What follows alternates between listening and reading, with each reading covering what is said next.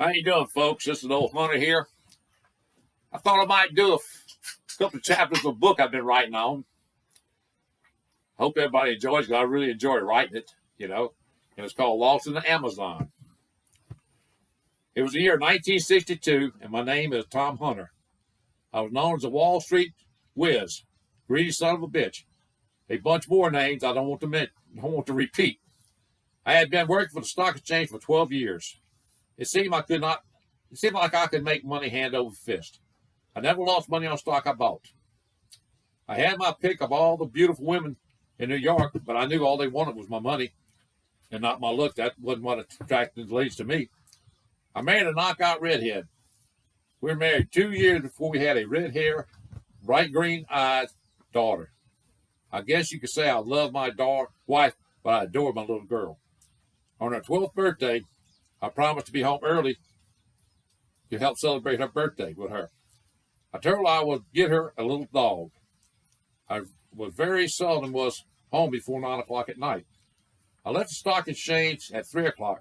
My chauffeur was waiting outside for me. He drove me to a pet store on 39th Street. I went inside and got her a pet dog.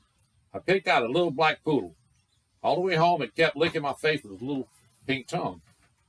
My chauffeur dropped me off, and I raced inside to the elevator. I lived on the 10th floor. Because I lived on the 10th floor, I had to take the elevator. The scene that met my eyes, I will see forever. There was blood all over the floor and walls. I ran inside, called my little girl's name. I went to my bedroom, and there was my wife, Kate, and my little girl, June. They were tied up and laying in a pool of blood.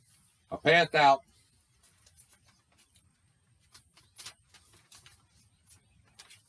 For what my eyes embedded on my brain. I don't remember much. When I came to, I was screaming, and the girl next door called the law. The law said someone got inside my home and beat my wife and little girl with one of my golf clubs, and then tied them up and raped them.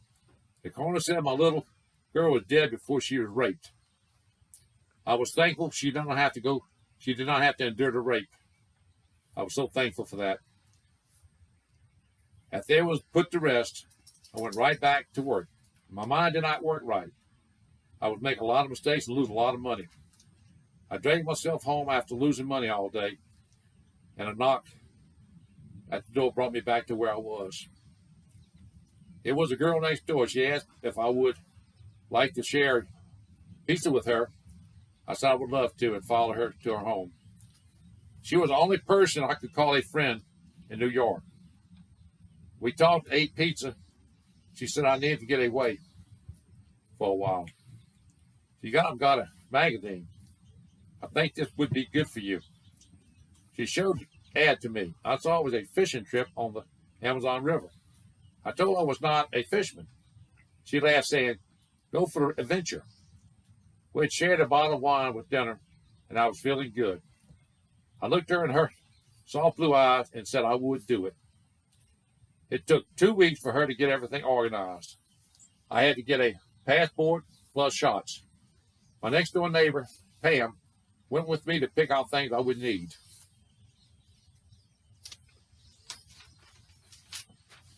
On the Amazon trip. The people from the ad made all the arrangements. All I would need was a survival pack and clothes. Pam took me to the airport early Monday morning. Soon I would be off on my adventure. I had 3 layovers and arrived in Brazil Tuesday morning. I had to catch a float plane to the Amazon. Just before reaching my destination, we stopped on a river to fill up with fuel. I asked the pilot how far to the fishing village. He said about 2 hours. I asked if he could fly up the Amazon so I could look at the great Amazon River. We came to the village I was to fish out of. He said for $500, it would take me as far as the fuel would allow. We topped off his fuel tanks and off we went.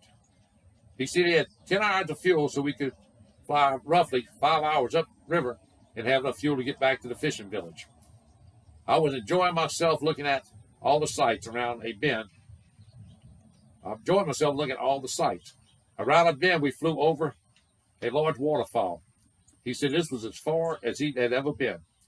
We could fly 3 more hours, then we'd have to start back.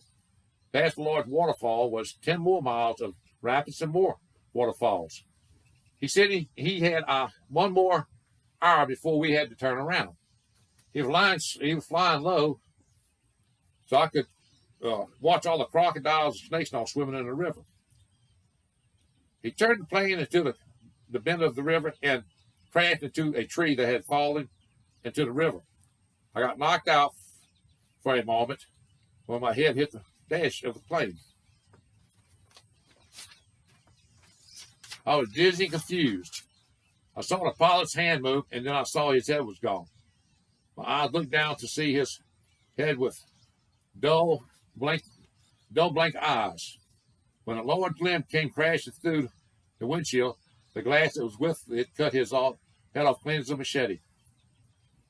I heard my daughter say, "Get out the plane." I felt the plane shift and start to shudder. I heard my baby girl telling me to get out. I found my backpack with the survival kits. I was climbing out the window when the plane broke loose. I grabbed the limb that was sticking through the windshield and pulled myself out of the sinking plane. I watched as the plane disappeared beneath the dark swirls of the Amazon. I felt the tree start to move downstream. If I was to survive, I had to reach the bank. As the roots of the tree tore loose, as the roots of the tree were coming out of the dirt, I made a run down the trunk of the tree. Very large tree. Just as it broke loose, I dove for the bank. I just lay there on the muddy bank, thinking how lucky I was. I know in my heart, my baby girl saved my life. Okay, that was the first chapter, and I'm going to do one more, and that'll be enough for today. Chapter 2, Lost in the Amazon. I sat on the mud bank thinking of what to do next. I knew we flew upriver. I got my wits about me and started walking downstream. I remember the pilots say the plane flew 150 miles an hour. We had been flying roughly about 3 hours when we wrecked. I guess we were about 450 miles to 500 miles from the fishing village. I got the machete from the backpack. Along the edge of the river, I saw all kinds of snakes. I cut a limb down to kill them with. After 3 hours of fighting snakes, I moved inland. I could still hear the river, but I could not get lost, and moved slowly down the river. I climbed a tree with a large fork. No way was I going to spend the night on the jungle floor. I read a survival book. At night was when the predators came out looking for their food. The last thing I wanted was to be a supper for one of them. Before it got dark, I looked at the survival book to see what was good to eat in this savage jungle. The going was ever so slow. I had to keep looking for snakes every step. I saw some kind of fruit. I looked up in the survival book, and it said it was good to eat. I ate my fill and put some in my backpack. I decided to look for a tree to sleep in early. I went to the river and followed it and found the right tree. I would try to catch fish for supper. I cut down a piece of bamboo about 12 feet long and made me a fishing pole. The book said grub found in rotten trees were good fish bait. I rigged the pole with fishing line and hook. I took from the survival kit.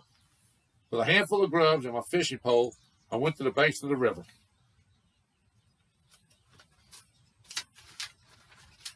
As soon as the grub hit the black water, I had a fish. It was twice the size of my hand. It had a mouthful of razor-sharp teeth. I looked it up in my book to see if it was edible. It was called a piranha. It said it was good to eat, but was bloody. It was a carnivorous, so its meat was red.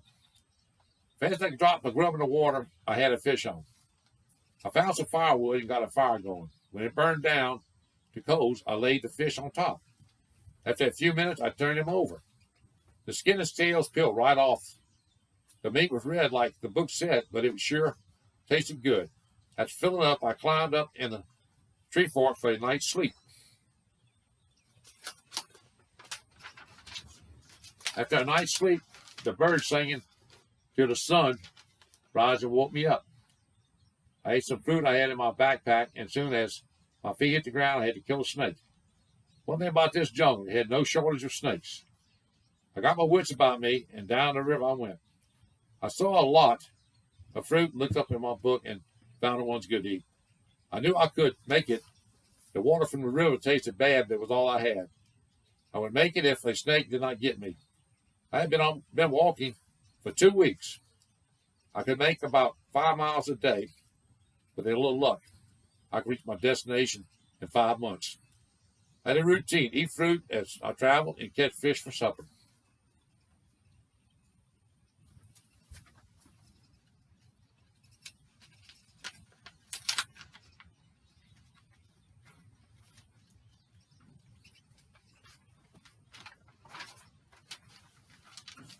Sometime in my 3rd week, I heard a lot of noise off the river a good ways. I went that way to see what it was. As the noise got real close, I moved as quiet as I could. What I saw shocked me. There was a troop of gorillas fighting. I hid behind some ferns and watched. I counted about 14 in all. There were 2 big silverbacks and 10 females. 3 of the females were hitting and jabbing an old male in his back while he was fighting the other male. The old one was getting the best of the young one when one of the females picked a large rock and hit the old one in the back of his head. He fell face down. I was sure he was dead. The females proceeded to jab him in his back with sticks, while the silverback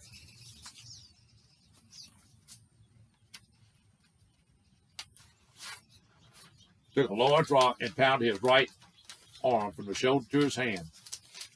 You could hear the bones being crushed. He was probably dead, but I could not watch no more. I had a revolver in my backpack. The only bullets I had was the 6 that was in the gun. I ran towards the silverback, firing the gun in the air. To my surprise, they ran away. I went to the old silverback, and to my surprise, he was still alive. His head and back was bleeding profusely. I was the only chance he had alive. I found scissors and needle and thread, and when I had cut the hair from the holes, I sewed in clothes. I sewed clothes a big gash in his head. I found some salve and smeared all the wounds real good. I gathered all the firewood I could find just before dark. I made 10 fires all around us, hoping it would keep the predators at bay. I was up all night adding wood to the fire to keep us safe. At daybreak, I saw his liquid brown eyes looking at me. He showed his teeth, and I did not know if he was smiling or mad. I took some fruit and gave him. He did not take his eyes off me as he ate the fruit. It was a week before he could sit up. I kept providing all the fruit he could eat. Now, when he looked at me, it was not hostile. It was not hostile, and when he showed his teeth, I thought it was more of a smile than being hostile. I know I found a friend in this hostile world.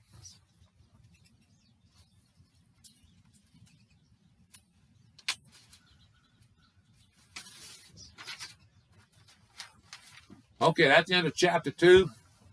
And I'm looking forward to doing chapter 3 later on. Talk to everybody. So long.